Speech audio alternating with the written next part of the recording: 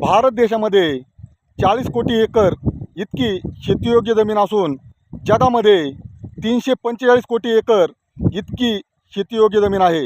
म्हणजेच 195 देशांपैकी 11% शेतजमीन ही भारत देशाकडे आहे.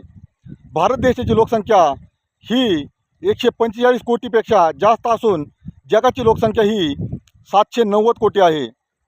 याचा अर्थ असा आहे की जगाच्या एकूण लोकसंख्येपैकी 18% लोकसंख्या ही भारत देशाकडे आहे.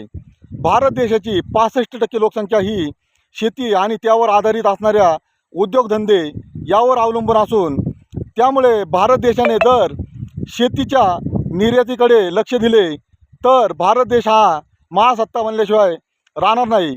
सध्या भारत देशाची कृषी निर्यात ही फक्त 11% असून ती 25% इतकी वाढवल्यास भारत देशाची इकॉनॉमी ही 5 ट्रिलियन झाल्याशिवाय राहणार नाही आणि भारत देश हा महासत्ता झाल्याशिवाय राहणार नाही.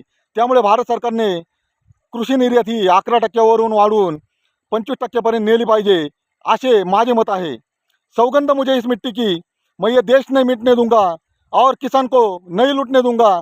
जय जवान जय किसान.